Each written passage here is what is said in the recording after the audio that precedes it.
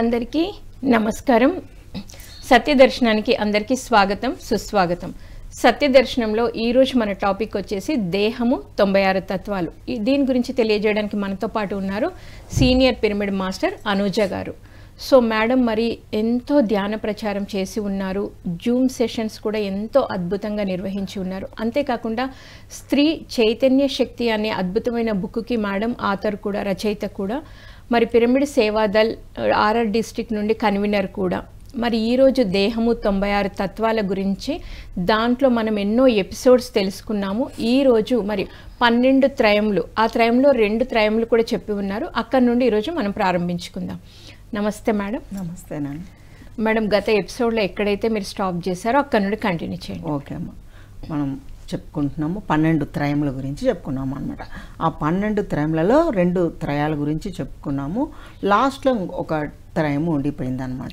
దాంట్లో ఫస్ట్ది ఆది భౌతికము, రెండవది ఆధ్యాత్మికము, మూడవది ఆది దైవికము. అట్లా 3 త్రయములు అనమాట. ఈ 3 త్రయములలో మనం ఆది భౌతికం గురించి ఒక 2 లైన్స్ చెప్పుకుంటే నెక్స్ట్ త్రయంకి వెళ్ళిపోవచ్చు అనమాట. ఆది భౌతికం అంటే ప్రాపంచిక విషయాల మీద ఎక్కువగా ఆసక్తి ఉన్నవాళ్ళు, మన 2 కళ్ళకి కనపడే విషయాలే మాట్లాడడం కానీ, చెప్పడం కానీ, ఆలోచన చేయడం కానీ, పనులు కానీ, మరి ఏది తీసుకున్నా, ఉదాహరణకి మనకు పూజలు చేస్తున్నా, వ్రతాలు, నామజపం, మంత్రజపం కానీ, యజ్ఞ యాగాలు చేస్తున్నా, అన్ని విషయాలు కళ్ళు తెరిచి చేస్తూ ఉంటారు. ఆ కళ్ళు తెరిచి చేయడం ద్వారా కళ్ళు అనేవి మనసుకి ద్వారాలు, మనోద్వారము. అంటే ఏ పని చేస్తున్నా, ఏ నామజపం మంత్రజపం చేస్తున్నా అక్కడ మనసు అనేది పనిచేస్తుంది. ఆ మనసు అనేది పనిచేస్తున్నప్పుడు మనము మన సహజ స్థితికి మనం చేరుకోవడం అనేది సాధ్యపడదు అనమాట. అంటే నామజపం మంత్రజపం చేస్తూ ఉంటారు, కానీ మధ్యలో మైండ్ ఆలోచన చేస్తుంది. నేను ఎన్నిసార్లు రౌండ్ చేశాను, ఎన్నిసార్లు కౌంట్ చేశాను అనేది జరుగుతూ ఉంటుంది. అనుకుంటూ ఉంటారు. అనుకుంటున్నప్పుడు మనసు ఇంకా ఎన్నిసార్లు తిప్పాలి, నేను కరెక్ట్గా తిప్పానా లేదా, 10 టైమ్స్ చేశానా, నేను 20 టైమ్స్ చేశానా అనేది మనసు వర్క్ చేసేస్తూ ఉంటుంది.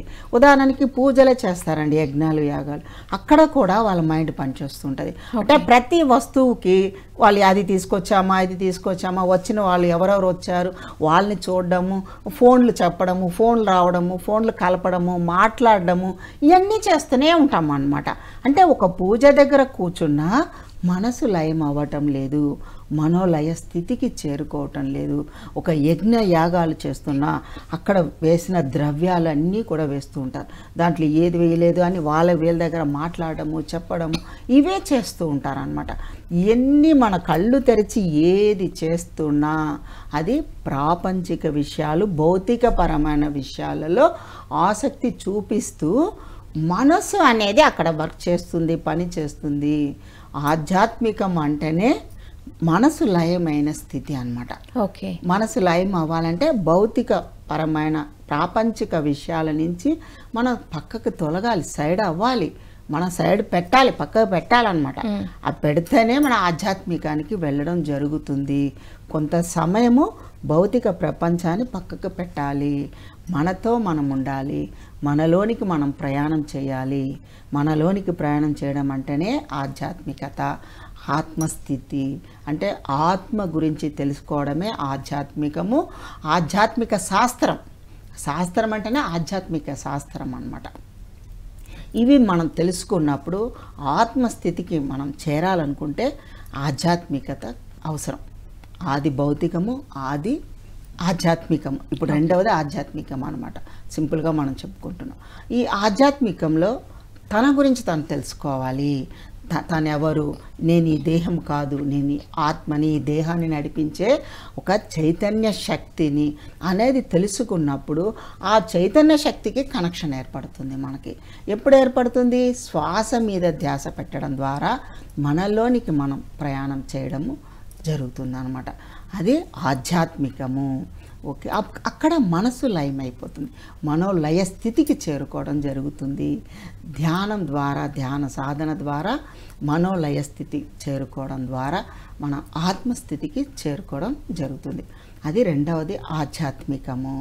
మూడవది ఆది దైవికము. ఆది దైవికం గురించి మనం చెప్పుకోవాలంటే ప్రాపంచికంగా అందరూ భగవంతుని మొక్కుతూ ఉంటారు, వేడుకుంటూ ఉంటారు, కోరికలు ఉంటూ ఉంటాయి. ఒక విగ్రహాన్ని పెట్టి కానీ ఒక ఫొటోస్ కానీ మనం పెట్టి చాలామంది పూజలు చేస్తూ ఉంటారు, నామజపం మంత్ర. అంటే వాళ్ళల్లో ఏముంటుందంటే లోపల ఒక భయం అనేది ఉంటుంది. నేను ఏ పని చేస్తున్నా భగవంతుడు ఉన్నాడు, భగవంతుడి మీద డిపెండెన్స్ అన్నమాట. భగవంతుడు చూసుకుంటాడు. భగవంతుని నేను మొక్కడం ద్వారా నా మంచి చెడ్డలు నా యొక్క విషయాలని భగవంతుడు చూసుకుంటాడు.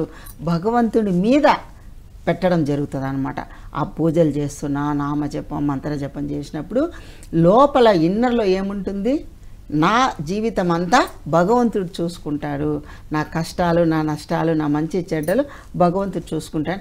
ఆయన మీద డిపెండ్ అయ్యి వర్క్ చేసుకుంటూ పూజలు చేస్తూ ఉంటారు. ఏం జరుగుతుంది, భగవంతుని పూజించే వాళ్ళు భక్తులుగానే మిగిలిపోతూ ఉంటారు.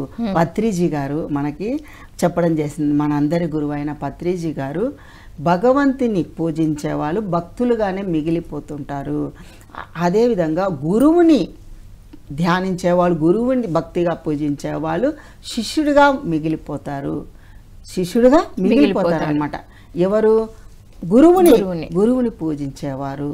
కనుక సార్ ఏం చెప్తారు, నీ శ్వాసే నీ గురువు, నేను నీ గురువు కాదు, నీ శ్వాసే నీ గురువు అని ఆయన చెప్పడం ద్వారా మన శ్వాసే మన గురువు. కనుక ఆ మనసు అనే శ్వాస అనే గురువు దగ్గర మనసు అనే శిష్యుడు తిష్ట వేసుకొని కూర్చోవాలి.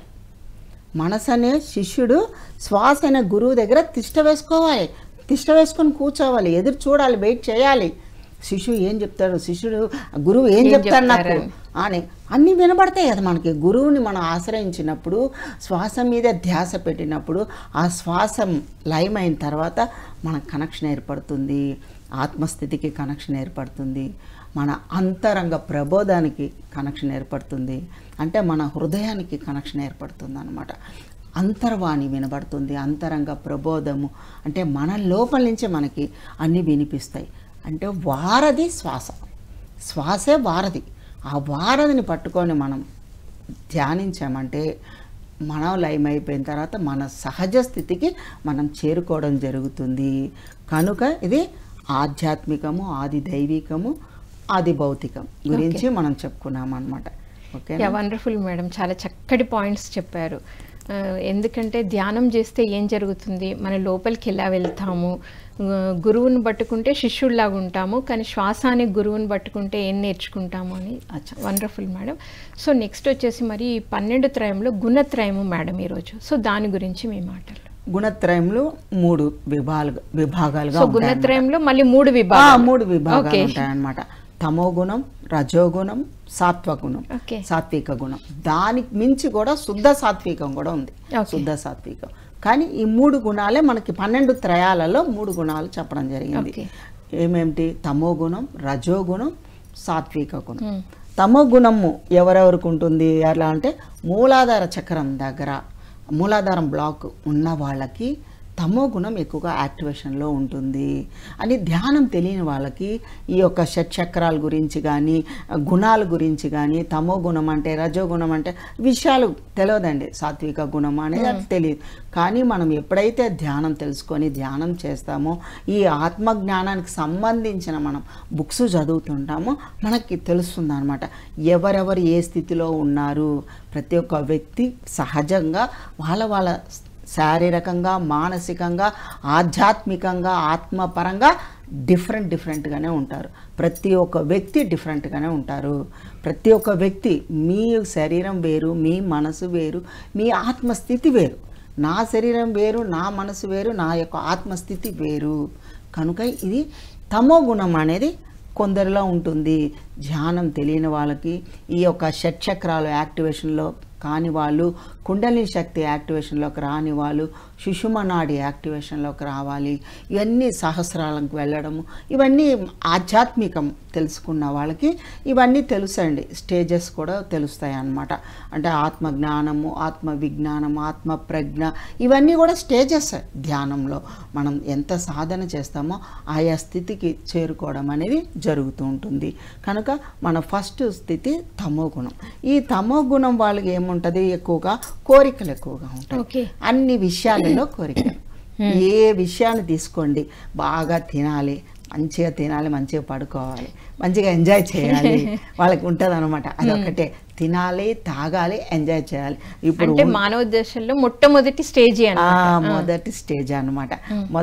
మొదటి స్టేజ్లో ఏముంది, మంచిగా కష్టపడతారు, కష్టపడి డబ్బులు తెచ్చుకున్నారనుకో వచ్చినట్టుగా ఇదే లాస్ట్ జన్మ అనుకుంటారనమాట. ఇదే చివరి జన్మ, ఇదే ఫస్ట్ జన్మ, అన్నీ ఇదే మనం ఉన్నంత వరకు హ్యాపీగా జీవించాలి, ఆనందంగా జీవించాలని కనబడినవన్నిటిని తెచ్చుకోవడం, ఫుల్గా తినడం, మంచిగా తినడం, మంచిగా తాగడం, మంచిగా పడుకోవడం, బాగా నిద్రపోతుంటారనమాట. తినడం పడుకోవడం అంటే సోమరితనం ఎక్కువ ఉంటుంది. ఈ తమో గుణంలో ఉన్న వాళ్ళకి సోమరితనం ఎక్కువ ఉంటుంది అనమాట. అది గుర్తుపెట్టుకో. వాళ్ళు టైం ప్రకారంగా ఏ పని చేయరు. రేపు చేద్దాంలే పోస్ట్పోన్ చేసుకుంటూ వెళ్ళిపోతుంటారు. దానికి గురువు ఎవరండి? ఈ యొక్క తమో గుణానికి గురువు ఎవరు? కుంభకర్ణుడు. కుంభకర్ణుడు తమో గుణానికి గురువు. ఈ యొక్క రాక్షస గుణాలకి ఉన్నవాళ్ళు, ఇది రాక్షస గుణం అంటారు. తమో గుణం అనేది రాక్షస గుణమే అనమాట. తమో గుణానికి గురువు కుంభకర్ణుడు. ఆ కుంభకర్ణుడు ఏం చేస్తాడండి, అందరికీ తెలుసు కదా. అవును, 6 months అది 6 months ఇది 6 నెలలు ఫుల్గా తింటూనే ఉంటాడు అనమాట. 6 నెలలు, మళ్ళీ 6 నెలలు మంచి నిద్రపోతూనే ఉంటాడు అనమాట. ఆయనే గురువు అనమాట, ఈ తమో గుణానికి గురువు. దీని ద్వారా మనం తెలుసుకునేది ఏముంటుంది, వాళ్ళకి విచక్షణ జ్ఞానం అనేది ఉండదు. దీని ద్వారా తర్వాత వాళ్ళకి దుఃఖం ఏర్పడుతుందండి. తెలియక వాళ్ళు బాగా తిని పడుకొని, లేచి తిని పడుకొని, ఇంకా శరీరం అనేది అస్తవ్యస్తంగా తయారయ్యడం, అనారోగ్యాలకి పాలైపోవడం, ఎందుకు వచ్చిందో వాళ్ళకి తెలవకపోవడం, దుఃఖము, బాధ, అశాంతి, టెన్షన్, భయాందోళన, మళ్ళీ కామ, క్రోధ, లోభ, మోహ, మద, మాత్సర్యాలు, హర్షట్వర్గాలన్నిటికీ అడిక్ట్ అయిపోయి వాటి మీద వాళ్ళకి ప్రకోపం ఎక్కువ వచ్చేస్తుంటుంది. ఎందుకు వస్తుందో తెలీదు. వాళ్ళకి ఉన్నట్టుండే కోపం వస్తుంది, ఉన్నట్టుండే దుఃఖం వస్తుంది, ఇరిటేషన్ వస్తుంది, ఎదుటి వాళ్ళని కొట్టేయాలి, చంపడానికి కూడా రెడీ అయిపోతారు. అలాంటి వాళ్ళు కొట్టడం ఆ టైంలో చూడండి, ఎవరినైనా ఏదైనా కొట్టేసి చంపేసి జైలుకి వెళ్ళిన వాళ్ళని అడగండి, వాళ్ళకి అడిగితే ఏమంటారు, ఆ క్షణాన నాకేం తెలీదు, నేను చేసినట్టు నాకే తెలియదు అంటారు. ఎందుకంటారు అనుకుంటున్నారు? అక్కడ మైండ్ ఆధీనంలో వర్క్ చేస్తున్నారు, మైండ్ ఆధీనంలోకి వెళ్ళిపోతారనమాట. ఆ తమో గుణం ఉన్నవాళ్ళు మైండ్ ఆధీనంలోనే పనిచేస్తారనమాట. మైండ్ మన ఆధీనంలోకి ఉండాలి అనేది తెలియదు వాళ్ళకి అసలు. పాపం ఇదంతా కూడా మనకి ధ్యానం తెలుసుకునే వాళ్ళకే తెలుస్తుంది అనమాట.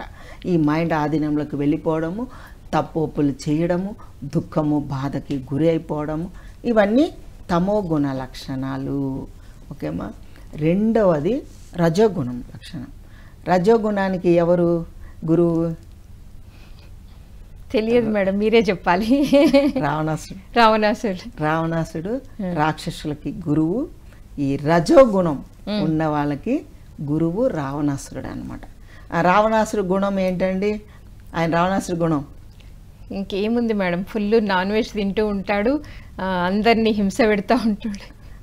అధికార వాంఛ, నేను చెప్పిందే కరెక్టు, నా కిందికే ఉండాలి అందరూ, ఆయన కోరికలు అనేది తీర్చుకోవాలి, ఎటువంటిదైనా అది సహజంగా మంచి చెడు అనేది అక్కడ ఉండదన్నమాట. వాళ్ళ కోరిక తీర్చుకోవాలి, అక్కడ అది అధికార వాంఛ. నేను చెప్పిందే కరెక్టు, నా మతమే కరెక్టు, నా కులమే కరెక్టు అనేది వాళ్ళకి అధికార వాంఛ ఉండడం వల్ల ప్రతి ఒక్కరిని హింసించడము, బాధించడము ఇవి ఉంటాయి అన్నమాట వాళ్ళల్లో. ఆయన రావణాసురుడు ఇదే దీంట్లో ఉంటుంటాడు. అంటే వాళ్ళకి అన్నిటినీ అధిగమించే తెలియదు అనమాట, వాళ్ళకి ఆ స్థితి ఉండదన్నమాట. దానివల్ల వాళ్ళకి ఏమనిపిస్తుంది, కొంచెం సుఖంగా ఉందని ఫీల్ అవుతారు. ఫస్ట్ దాంట్లో తమో గుణంలో దుఃఖాన్ని ఫీల్ అవుతారు, తర్వాత మంచిగా తిని తాగి దుఃఖానికి ఫీల్ అయిపోతుంటారు, అశాంతి బాధలకి. ఈ రెండవది రజోగుణంలో ఉన్నవాళ్ళు కొంత పర్వాలే, ఏమంటే అధికార వాంఛ ఉన్నా కూడా వాళ్ళు కొంత వర్క్ చేస్తారు, వర్క్ చేసుకుంటారు, వర్క్ చేసి వాళ్ళ పని వాళ్ళు చేసుకుంటూ కొన్ని అదనపంగా కూడా తెచ్చుకుంటారు. ఇది రైటు, ఇది రాంగు, సత్యము, ధర్మము అట్లాంటివన్నీ పక్కన పెట్టేసి వాళ్ళ వరకు వాళ్ళు నచ్చినవి తీసుకోవడం అవన్నీ దాంట్లో అక్కడ సుఖాన్ని అనుభవిస్తారు. సంతోషము, సుఖం ఇది ఏర్పడుతుంది. ఏ గుణంలో? రజోగుణంలో. దానికి గురువు మన రావణాసురుడు అన్నమాట. మూడవ స్థితి సాత్విక గుణం. ఇవన్నీ మనం ఎందుకు చెప్పుకుంటున్నాం? మనలో ఇవన్నీ నిక్షిప్తమై ఉన్నాయి. ప్రతి వ్యక్తిలో ఇవన్నీ ఇన్ని రకాల గుణాలు నిక్షిప్తమై ఉన్నాయి.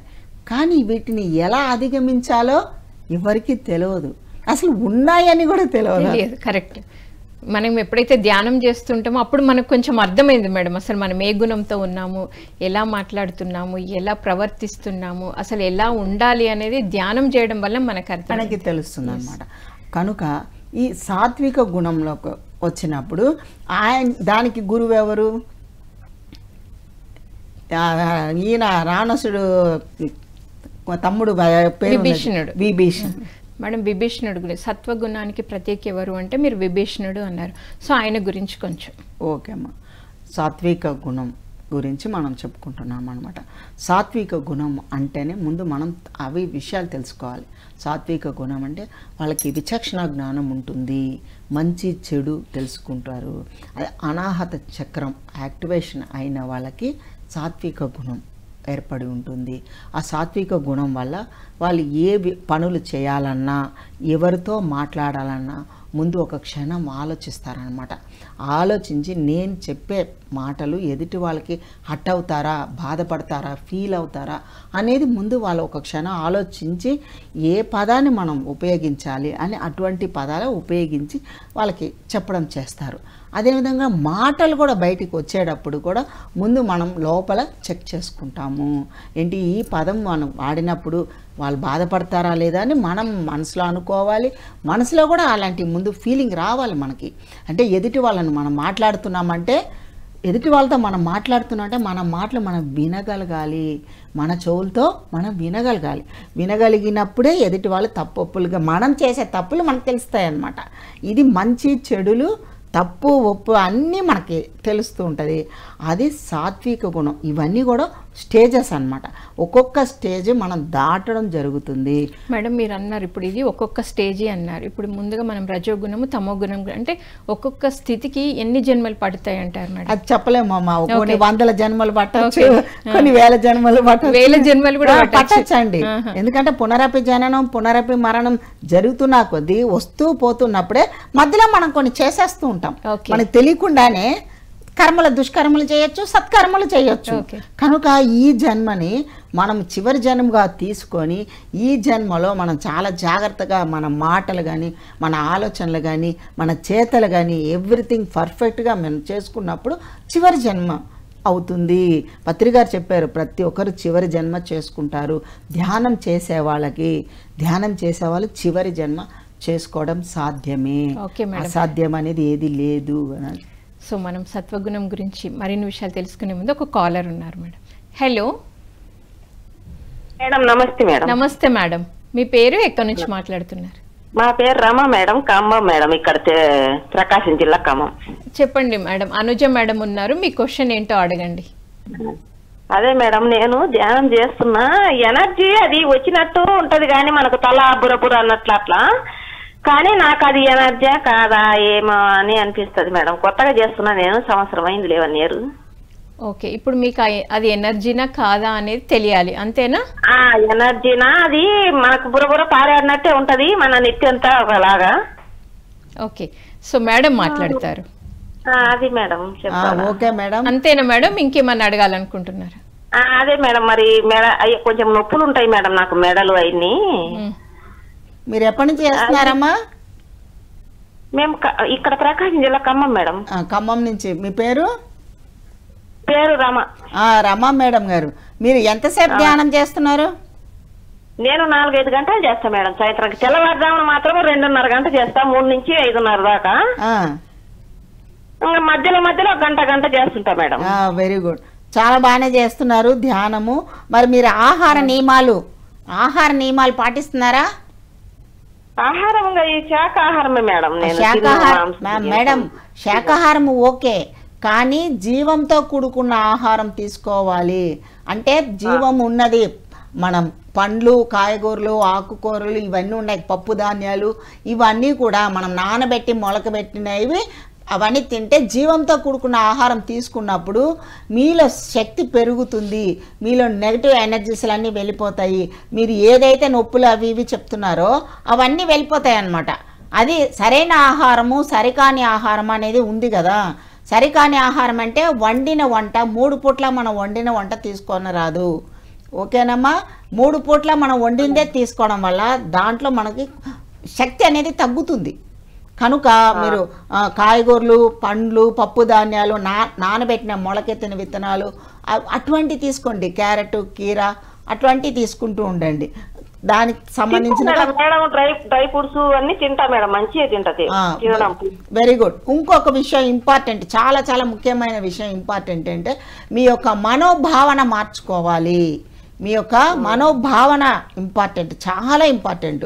ఎందుకంటే మనసు అనేది ప్రతి క్షణము మారిపోతూ ఉంటుంది.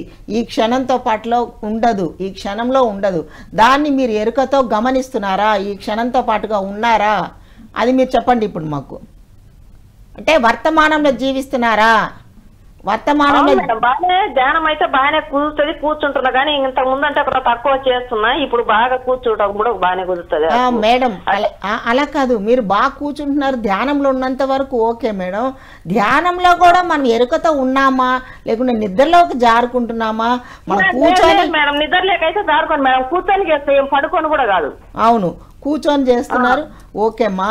మీ యొక్క మనసు స్థితి అంటే గతంలోకి వెళ్ళిపోతుందా? మీ మనసు గతంలోకి వెళ్ళిపోయి అంటే అంటే ముందు ఏమేమి జరిగినాయో అవన్నీ మీకు ఆలోచనలు వస్తున్నాయా? లేకుంటే భవిష్యత్తు ఇక మీద జరగలేదు జరిగినట్టుగా మీరు అన్ని ఫీల్ అయిపోతూ మళ్ళీ దాని గురించి ఆలోచనలు వస్తున్నాయా? మీరు అవి ముందు చెక్ చేసుకోవాలి. అవి చెక్ చేసుకోలేనందువల్ల మీరు ఎనర్జీ లాస్ అయిపోతున్నారు. మెయిన్ పాయింట్ అదనమాట. ఎనర్జీ లాస్ అవ్వడం అక్కడే జరుగుతుంది. 90%, 80% వస్తుంది కానీ అది లాక్ అయిపోతుంది. ఎక్కడికి పోతుందో నాకు కొంచెం హీల్ అవుతలేదే అనుకుంటున్నా మేడం. అవును, ఎప్పుడైతే మీరు మనోశూన్యత లేనప్పుడు, మనసులో ఒక్క ఆలోచన లేని స్థితిలో ఉన్నప్పుడే మీకు ఎనర్జీ పాస్ అవుతుంది. మనం ధ్యానము ఎన్ని గంటలు కూర్చున్నాము అనేది ఇంపార్టెంట్ కాదు మేడం. మనం ఇన్ని గంటలు ధ్యానంలో కూర్చున్నాము అనేది ఇంపార్టెంట్ కాదు. మనం ఎంత మనోశూన్యత అంటే మనసులో ఒక్క ఆలోచన లేని స్థితిలో మీరు కూర్చున్నది అనేది అక్కడ అది లెక్క పెట్టుకోవాలి. దాని మీద మీరు ధ్యాస పెట్టండి. అంటే ఎందుకు మీకు ఆలోచనలు కూడా ఎందుకు వస్తాయనేది ముందు అది తెలుసుకోండి. మీరు లేని విషయాలు అంటే ఏంటి? బయట ఎవరైనా మన ఇంట్లో ఉన్న వాళ్ళ గురించి, మన పక్కన ఉన్న వాళ్ళ గురించి మీరు ఎక్కువగా మాట్లాడుతున్నా, ఆలోచన చేస్తున్నా, ప్రతి ఒక్క విషయంలో ఇంట్లో వాళ్ళ విషయాలే అనుకోండి, అన్నిట్లో మీరు ఇన్వాల్వ్ అయిపోతుంటే మీ ఆలోచనలు అనేవి సబ్కాన్షియస్ మైండ్లో రికార్డ్ అయిపోతాయి. మీరు ఏదైనా సరే ఎవరితోనైనా మీరు మాటలు ఎక్కువగా చేస్తున్నా, ఉదాహరణకి ఫోనే తీసుకోండి. ఫోన్ మన ఇంట్లో చుట్టాలు, బంధువులు, అక్క చెల్లెలు ఉంటారు. వాళ్ళందరి విషయాలు మీరు మాట్లాడుతున్నారు అనుకోండి, మీ అన్నీ రికార్డ్ అయిపోతున్నాయి. మీకు రికార్డ్ అయిపోయి మీకు అవన్నీ వినబడతాయి ధ్యానంలో. అవన్నీ గతం అంటాం అనమాట. అంటే జరిగిపోయినాయి అన్నీ వినబడ్డం, జరగలేదు ఇంకా జరుగుతుందేమో అనుకొని అదన్నీ వినబడ్డం, ఇంకా మీకు ఎక్కడ ఎనర్జీ పాస్ అవుతుంది? కనుక మీరు ముందు వీటిని తగ్గించాలి. ఆలోచనలు తగ్గించడం కాదు, ముఖ్యంగా మీరు ఎక్కువగా మౌనంలో ఉండాలి. ఎదుటి వాళ్ళ విషయాలు వినడాలు ఎక్కువగా విన్నా కూడా ఎనర్జీ లాస్ అవుతారు. ఓకే మేడం, రమా గారు విన్నారు కదా మేడం, చక్కటి పాయింట్ ఒకటి చెప్పారు, ముఖ్యంగా మౌనం. సో ఈ మౌనం ఏం చేస్తుంది అంటే మనం తొందరగా శూన్య స్థితికి వెళ్ళడానికి ఎంతో ఉపయోగపడుతుంది. ఇంకొకటి ఏంటి అంటే మేడం, మీకు కుదరట్లేదు అనిపించినప్పుడు సామూహిక ధ్యానాలు, పిరమిడ్ ధ్యానం మనకి ఎంతో ఉపయోగపడుతుంది. మీరు దగ్గరలో ఖమ్మంలో మీకు మెడిటేషన్ సెంటర్స్ ఎక్కడున్నా, కాస్మిక్ వ్యాలీ ఉంది, బ్రహ్మాండమైన ప్లేస్ అది. సో మీకు కుదిరినప్పుడు మీరు చక్కగా అక్కడికి వెళ్ళి ఒక 2 రోజులు 3 రోజులు ఉండి అక్కడ ఉన్న వాళ్ళ మధ్యలో కూర్చొని మీరు ధ్యానం చేసుకున్నా మీకు కుదరట్లేదు అన్న ఫీలింగ్ కూడా వెళ్ళిపోయి చక్కగా ధ్యాన స్థితి కూడా కుదురుతుంది మేడం. మీరు అద్భుతంగా ధ్యానం చేస్తున్నారు. ఎక్కువ ఏది ఆలోచించకుండా చక్కగా కంటిన్యూ చేసుకోండి madam. Thanks for your calling. So madam, ఈ మధ్య అదే చాలామందికి ఇదే ఫ్లో తెలియట్లేదు, నాకు తగ్గట్లేదు అని మేడం కూడా చెప్పారు. కానీ మనకు పిరమిడ్ అనేది కూడా పత్రి సార్ ఎప్పుడు చెప్తుంటారు కదా, పిరమిడ్లో కూర్చొని ధ్యానం చేస్తే 3 ఇంతలు ఎక్కువ శక్తివంతం అని. సో ఎలాంటివైనా తప్పకుండా క్యూర్ అయ్యే ఛాన్సెస్ ఉంటాయి. సో మనం ఇప్పుడు విభీషణుడి దగ్గరికి వద్దాము. Okay, please madam. అట్లా విభీషణ ఏ స్థితిలో ఉంటాడంటే సాత్విక గుణం. ఆయనకు అన్నీ మంచి అందరికీ సహాయం చేయాలి, హెల్ప్ చేయాలి, పుణ్యకర్మలు చేస్తాడనమాట. ఎదుటి వాళ్ళకి సహాయం చేయాలంటే, హెల్ప్ చేయాలంటే చాలా ఇష్టం. కానీ అక్కడ కూడా మనకి ఆ యొక్క పుణ్యకర్మలు చేయడం ద్వారా మళ్ళా జననం తీసుకోవడం జరుగుతుంది. పునరపి జననం పునరపి మరణం మళ్ళా జరుగుతుంది.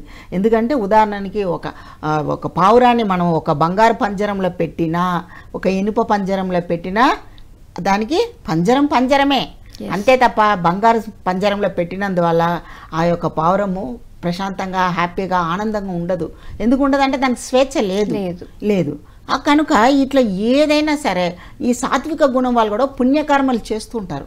ఎక్కువ పుణ్యకర్మ అంటే ఎవరికి దానం చేయాలి, దాన ధర్మాలు కూడా చూసి చేయాలి. ఎవరికి చేయాలి, ఎటువంటి వాళ్ళకి చేయాలి. ఇప్పుడు పేదవాళ్ళు ఉంటారు, వృద్ధులు ఉంటారు, అలాంటి వాళ్ళకి, అనారోగ్యంలో పాలైన వాళ్ళు, అలాంటి వాళ్ళకి మనం సహాయం చేయాలి. కానీ ఉన్న వాళ్ళకే ఉన్నవాళ్ళు సహాయం చేసుకుంటూ ఉంటారు. బయట ఎక్కడైనా చూడండి, నాకు పుణ్యం వస్తుందని యాగాలలో ద్రవ్యాలు వేలు ఖర్చు పెట్టి ద్రవ్యాలు వస్తూనే ఉంటారు అన్నమాట. కానీ ఈ పుణ్యం వస్తుందని కరెక్టే కాదంటలేదు. దేవతలు వీళ్ళకి పుణ్యం ఇస్తారు. పుణ్యం ఉన్నందుకు పునరపి జననం మళ్ళీ వచ్చి ఈ పుణ్యాన్ని అనుభవించి వెళ్ళాల్సిందే. ఆ వెళ్ళినప్పుడు ఏం జరుగుతుందంటే మళ్ళీ కొన్ని దుష్కర్మలు చేయడం జరుగుతుంది. మనకు తెలియకుండానే కర్మలు చేస్తాము అన్నమాట. ఆ కర్మలు చేసి తడిసి మోపడైపోతాయి. మళ్ళా వెళ్తారు, మళ్ళా వస్తారు. కనుక తమో గుణం, రజోగుణం, సాత్విగుణం, ఆ 3 గుణాలకు అతీతంగా ఉండాలి, గుణాతీత స్థితిలో ఉండాలి అని శ్రీకృష్ణ పరమాత్మ మనకి భగవద్గీతలో చెప్పాడనమాట. అర్జునికి చెప్పినప్పుడు, అర్జునికి ఉపదేశం చెప్పినప్పుడు, ఓ అర్జున, నువ్వు గుణాతీతుడు కావాలి, 3 గుణాలకి అతీతంగా ఉండాలి, గుణాతీతుడుగా ఉండు అనేసి అర్జునుడికి అందించినటువంటి చక్కటి జ్ఞానం అన్నమాట. మనం కూడా ఈ ధ్యానం చేసేవాళ్ళు గుణాతీత స్థితిలో ఉండాలి. ప్రతి ఒక్కరు ఉంటారు కూడా. అంటే నిర్గుణ స్థితికి చేరుకోవాలి. నిర్గుణ స్థితి అంటే ఏంటి? ఏ పని చేస్తున్నా ఫలితాన్ని ఆశించరాదు. మనం ఏ పని చేస్తున్నా నాకేంటి లాభము. ఫస్ట్ ఈ ధ్యానం తెలియని వాళ్ళకి, ప్రాపంచికంగా ఎక్కువగా వర్క్ చేసే వాళ్ళకి ముందు నాకేంటి లాభం అని ఆలోచిస్తారనమాట. ఎవరైనా హెల్ప్ అడిగితే ముందు వాళ్ళ గురించి వాళ్ళు ఆలోచించి, నేను ముందు వీటి గురించి అనుకొని దీని గురించి నేను మాట్లాడతా, అప్పుడు వాళ్ళ పని కూడా అయితే నా పని కూడా అయిపోతుంది అని 2 క్యాచ్ చేస్తారనమాట. కానీ ధ్యానం తెలుసుకున్న వాళ్ళు కర్మ సిద్ధాంతం తెలుసుకున్నాం అనమాట. కర్మ సిద్ధాంతం తెలుసుకోవడం ద్వారా అక్కడ ఎటువంటి జిమ్మిక్స్ ఉండవు, ఎటువంటి జిమ్మిక్స్లు ఉపయోగించమన్నమాట. లాజిక్ మైండ్ ఉపయోగించేది లేదు, లాజిక్ మైండ్ పనికిరాదు అనేది మనకి కర్మ సిద్ధాంతం తెలిసిన వాళ్ళు చక్కగా ఆచరిస్తామన్నమాట, చక్కగా పాటిస్తామన్నమాట. అది బాగుంది మేడం.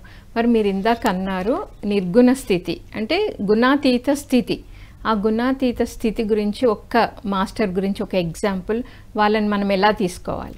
గుణాతీత స్థితి అంటేనే మన పత్రిజీ గారు, మన గురువు, మన అందరి గురువు అయిన బ్రహ్మర్షి సుభాష్ పత్రిజీ గారి గురించి మనం చెప్పుకుందాం. గుణాతీత స్థితి ప్రతి క్షణం ఎరుకులో ఉంటారు సారు.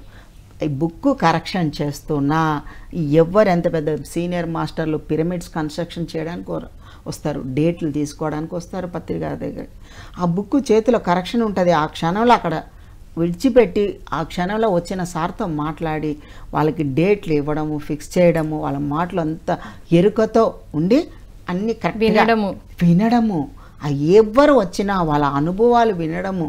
పత్రికారు అంటారు, నేను ఎంతోమంది దగ్గర నేర్చుకున్నాను, వాళ్ళ యొక్క అనుభవాల ద్వారా నేను ఎంతోమంది దగ్గర నేర్చుకున్నాను. అంటే ఆయనే అంతమంది నేర్చుకున్నంటే మనం ఎంతమంది దగ్గర నేర్చుకోవాలి మేడం? మనం జ్ఞానం మనం ఎంత నేర్చుకోవాలి, మనం ఎక్కడ ఉన్నాము, ప్రతి క్షణం ఎరుకులో ఉంటారు. మళ్ళీ ఆయన బుక్ రాయడం కాదు, ఆ బుక్కులు రాయడం ఆయన చేస్తారు, వేరే వాళ్ళు రాసుకొచ్చినవి ఉంటాయి కదా మేడం.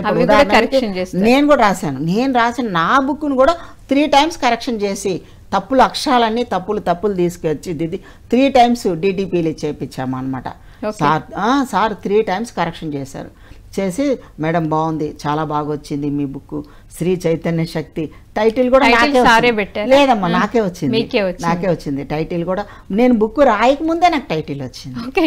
నాకు ఫస్టే మరి పత్రి గారు ఏమన్నారు, మేడం మీరు బుక్ రాయాలని నా సార్ 3-4 సార్లు కనబడినప్పుడల్లా అంటున్నారు. అంటుంటే నాకు ఇదేంటి సార్ నాకు అడుగుతున్నారు, నాకైతే అక్షరాలు కూడా రాయడం రావు, గీతలు కోడి గీతలాగా ఉంటాయి నాకు.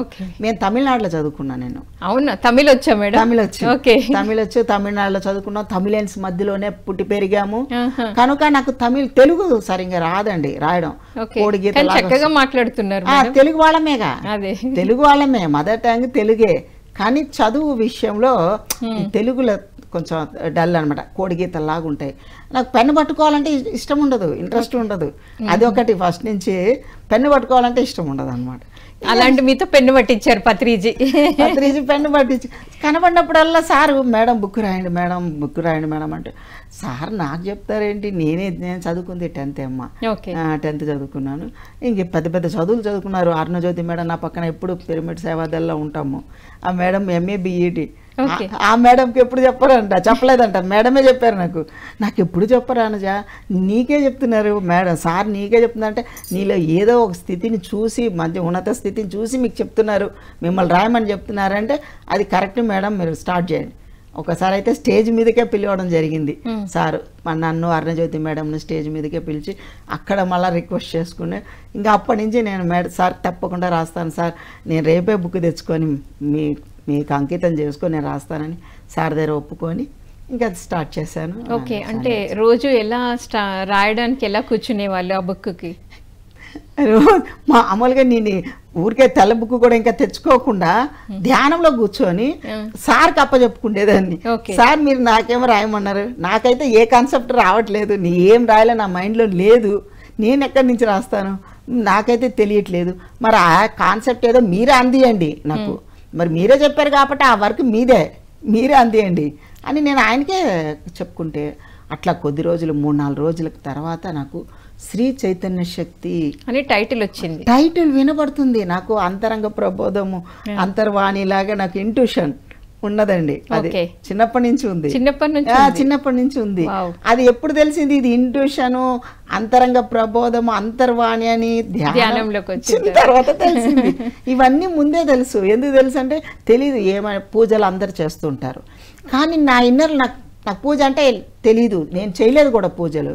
చేసేవాళ్ళు చూస్తే చాలా ఇష్టం నాకు, అబ్బాయి ఎంత బాగా చేస్తున్నారు, రేపు పూజ శుక్రవారం అంటే ఈరోజే అన్నీ క్లీన్ చేసుకుంటారు, ఇల్లు శుభ్రాలు చేసుకుంటారు, పూజకి సామాన్లు తెచ్చుకుంటారు, ఉపవాసంతో చేస్తారు.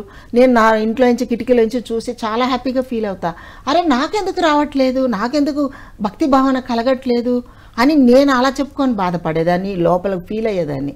అరే నా భగవంతుడా, నాకు భక్తి భావన ఎందుకు కల్పించట్లేవు, నాకెందుకు భక్తి రావట్లేదు, భక్తి కల్పించండి అని దేవుణ్ణి వేడుకుండేదాన్ని. భగవంతుడా నాకు భక్తి కల్పించండి అని వేడుకుంటే నాకు తర్వాత లాస్ట్కి ధ్యానమే డైరెక్ట్గా నాకు దొరికింది అనమాట. ధ్యానం భక్తి మార్గం కాదు, ధ్యాన మార్గం అని. అది ఇవన్నీ స్టేజెస్ కదా మేడం. గత జన్మలలో మనం ఎంత ఎక్కువ సాధన చేసి వచ్చామో ఆ సాధన తర్వాత ఆ యొక్క జ్ఞానం అనేది, ఆత్మ జ్ఞానం అనేది, ఏ స్థితిలో మనం ఉన్నామో అనేది మన ధ్యానంలోనే మన కనెక్షన్ ఏర్పడుతుంది. నాకు ధ్యానంలోనే ఈ జ్ఞానం అంతా లింక్ అయింది. ధ్యానం నుంచి స్టార్టింగ్ నుంచే ఎప్పుడు ధ్యానం చేస్తున్నా అప్పటి నుంచి నాకు ఈ జ్ఞానం కంటిన్యూగా అందుతుంది అనమాట. ఏ రోజు ధ్యానం తెలుసుకున్నా ఆ రోజు నుంచే ధ్యానం అందరికీ నేర్పించడం, ధ్యాన ప్రచారం చేయడం, ఆ జ్ఞానాన్ని అలా అందిస్తూ ఉండేదాన్ని అనమాట. అంటే డిఫరెంట్ జ్ఞానం మనకు అందుతుందండి.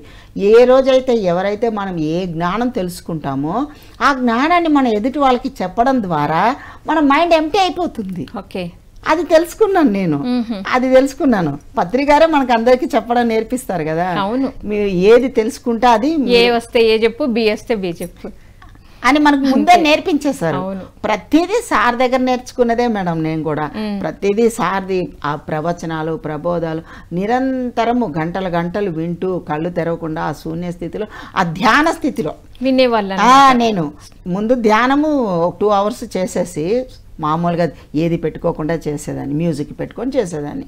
మ్యూజిక్ పెట్టుకున్న తర్వాత నుంచి పత్రికారి జ్ఞానం సందేశము ప్రవచనాలు ప్రబోధాలు పెట్టుకోవడము కళ్ళు మూసుకోవడం నాన్ స్టాప్గా. ఇంకా అదొక 2-3 అవర్స్ వినేదాన్ని. అంటే ఒక్క సిట్టింగ్లో 5 అవర్స్ కూర్చుండేదాన్ని. అప్పో, ఒక సిట్టింగ్లో 5 అవర్స్. మరి ఒక్క 5 అవర్స్ మీరు ఎన్ని రోజులు చేశారు? ఒక చక్కటి అనుభవం చెప్పండి మేడం. ఆ 5 అవర్స్లో చేస్తున్నప్పుడు మళ్ళీ చూడండి మేడం, మన మధ్యలో నాకు దాహం అనిపిస్తుంది. దాహం అనిపిస్తుంది కానీ వాటర్ కూడా ఒక్కొక్కసారి పెట్టుకుంటాను, ఒక్కొక్కసారి పెట్టుకోవడం మర్చిపోతుంటా. ఆ మర్చిపోతున్నప్పుడు దాహం అనిపిస్తుంది, లేవాలనిపిస్తుంది, కళ్ళు తెరవాల్సి వస్తుంది. మనం వెళ్ళి వాటర్ తీసుకోవాలంటే నా టార్గెట్ ఏంటి, 5 అవర్స్ అని నేను అలారం పెట్టుకొని ఈ 5 అవర్స్ అలారం వస్తేనే నేను కళ్ళు తెరుస్తాను అని, లేకుంటే తెరవనని నేను టార్గెట్ నాది. ఆ పెట్టుకునే దాహం వస్తుంది. మరి ఇక్కడ ఒక డౌట్ మేడం, ఇప్పుడు అన్ని గంటలు కూర్చున్నప్పుడు చాలా మంది దగ్గర నుండి వచ్చే కంప్లైంట్ ఏంటంటే నాకు బాడీ పెయిన్స్. ఇప్పుడు ఇందాక కూడా మేడం మనల్ని అడిగారు, అంటే మీకు ఎలాంటి నొప్పులు రాలేదా? వస్తే మీరు వాటిని ఎలా భరించారు, లేకపోతే అసలు రాలేదా? వస్తాయి మేడం. నా నొప్పులు అనేవి నాకు కూడా జాయింట్ పెయిన్స్ ఉండేవి. జాయింట్ పెయిన్స్ విపరీతంగా వచ్చేది. ఏమి వచ్చినా మనం సాక్షిగా ఉండాలి. శారీరకంగా ఎటువంటి నొప్పులు ఎటువంటి వచ్చినా, మానసికంగా అశాంతి దుఃఖము గతంలోని అన్ని రిపీట్ అవుతున్నా, ఏది రిపీట్ అయినా కళ్ళు తెరవకూడదు. వేళ్ళు కలుపుకొని వేళ్ళు కలుపుకోవాలి, కళ్ళు తెరవకూడదని నాకు తెలుసు. నొప్పులు వస్తాయి, పెయిన్ వస్తాయి, ఏమొచ్చినా కళ్ళు తెరవకుండా కాలు చాపుకుంటాము, మళ్ళీ ముందుకు తీసుకుంటాము. అట్లా మన ఆసన సిద్ధి అనేది మనకు సార్ అన్నారు కదా, మీకు సుఖ స్థిరాసనం మీకు ఎలా కంఫర్ట్గా ఉంటే అలా కూర్చోండి అన్నారు. కళ్ళు మాత్రం తెరవద్దు. అందువల్ల నేను కళ్ళు తెరవకుండా నన్ను కొంచెం కాళ్ళని ముందుకి వెనక్కి కదలడం అవి చేసేదాన్ని, చేయకుండా కాదు. కానీ పెయిన్స్ ఉంటాయి, ఉండకుండా ఏం కాదు మేడం. ఆషామాషి ఏం కాదు ధ్యానం అంటే ఆషామాషిగా ఏం కాదు. ఇది మన గత జన్మ సంస్కారం ఉంటేనే మళ్ళీ మీరు గంటలు కూర్చోగలుగుతారు కూడా. మళ్ళీ ఉట్టిగా ఏం కూర్చోలేస్తే, నాకు కూడా స్టార్టింగ్ 1/2 అవర్ కన్నా ఎక్కువ కూర్చోలేకపోయేదాన్ని. 1/2 అవర్లో కళ్ళు తెరిచేయాలనిపించేది. అప్పుడు అనిపించేదా అబ్బా ఏంటి అసలు కుదరట్లేదు అని మీకు కూడా అనిపించేది? అనిపించి అప్పటికి పిరమిడ్ తెచ్చుకోలేదు మేడం, పిరమిడ్ లేదు. సో పిరమిడ్ అనేది కొంచెం గంటలు కూర్చోవడానికి ఉపయోగపడుతుంది కదా, పడింది 1/2 అవరే నేను ధ్యానము పిరమిడ్ లేనప్పుడు. తర్వాత మేడం దగ్గరకు వెళ్ళి, నాకు నేర్పించిన మేడం విమలా మేడం, వాళ్ళ దగ్గరకు వెళ్ళి ధ్యానం చేస్తే పిరమిడ్ ఉండే వాళ్ళకి పెద్దది 4x4 గ్రూప్ మెడిటేషన్. అక్కడ 3 అధిక శక్తి తీసుకోవడం 2 అవర్స్ కంటిన్యూగా కూర్చుండేదాన్ని. ఈ నొప్పులు ఏవైతే ఉన్నాయో పిరమిడ్ కింద చేయడం వల్ల మొత్తం పోయాయి, పెయిన్స్ అన్నీ వెళ్ళిపోయినాయి, నొప్పులన్నీ వెళ్ళిపోయినాయి. ఆ గంటలు నాన్ స్టాప్ ఇంకా కళ్ళు తెరవలేను స్థితి. మేడం వాళ్ళు వచ్చి మేడం ఓకే మేడం అని 10 సార్లు చెప్తుంటారు అనమాట. నాకు నా హై ఎనర్జీ తీసుకోవడం ద్వారా కళ్ళు తెరవడానికి వచ్చేది కాదు, బలంతాన తెరిపించేవాళ్ళు. తెరిపించి మేడం ఇది మాది కుటుంబము, ఇది ఇంట్లో పెట్టుకున్నారు మేడం, ఆవిడ సెంటరు ఇంట్లో పెట్టుకున్నారు విమలా మేడం. మరి కుటుంబంలో ఉంటూ సంసారంలో ఉంటూ ఇంట్లో సెంటర్ నడిపించారు విమలా మేడం. చాలా గొప్ప గ్రేట్ మాస్టర్. టోటల్ ధ్యాన కుటుంబం వాళ్ళు. అలాగా నేను 3 అధిక శక్తి పిరమిడ్లో కూర్చొని తీసుకుంటున్నాను. నాకు చాలా బాగా అర్థమైపోయింది. అక్కడైతే 2 అవర్స్ కూర్చుంటున్నా, 3 అవర్స్. ఇంట్లో ఒక్కదాన్ని కూర్చుంటే 2 అవర్స్ అదే 1/2 అవరే కూర్చుంటున్నా. సో సామూహిక ధ్యానము పిరమిడ్ ధ్యానము గంటలు కూర్చోవడానికి చాలా ఉపయోగపడింది. అప్పుడు నేను ఆ మేడం దగ్గర పిరమిడ్ని కొనుక్కొచ్చుకొని కూర్చున్నా.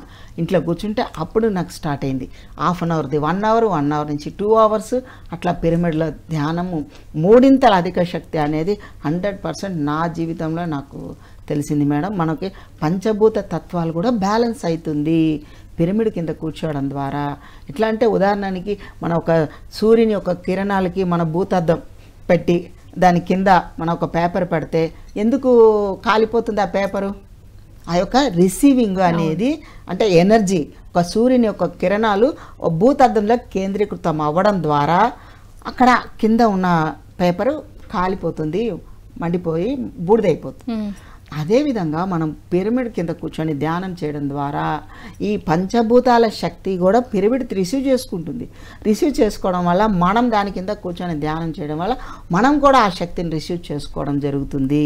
క్లీనింగ్ హీలింగ్లు జరగడము, మనకి ఎటువంటి అనారోగ్యాలు ఉన్నా అన్నీ వెళ్ళిపోవడము, రోగ నిరోధక శక్తి మనకి ఏర్పడుతుంది మేడం. Thank you madam. మరి ఎంతో అద్భుతంగా, ముఖ్యంగా దేహము 96 తత్వాలు చాలా చక్కటి టాపిక్. మన దేహం ఎలా పనిచేస్తుంది, ఎన్ని గుణాలు ఉంటాయి, ఆ గుణాల నుండి ఎలా బయటపడాలి, మరి ముఖ్యంగా ఆ నిర్గుణ స్థితికి ఎలా రీచ్ అవ్వాలి, పత్రిసారిని తీసుకొని చక్కటి ఎగ్జాంపుల్. ధ్యానం కుదరాలి అంటే సామూహిక ధ్యానం, పిరమిడ్ పెట్టుకొని చేస్తే ధ్యానం ఎంతో అద్భుతంగా కుదురుతుందని చక్కగా తెలియజేశారు. Thank you so much. Thank you so much. So విన్నారు కదండి, సత్యదర్శనంలో అద్భుతమైన టాపిక్ ఈరోజు తెలుసుకున్నాము. రేపు సత్యదర్శనంలో మరొక మాస్టర్తో మళ్ళీ కలుద్దాం. అప్పటి వరకు చూస్తూనే ఉండండి PMC, ప్రతిక్షణం సత్యదర్శనం. Thank you.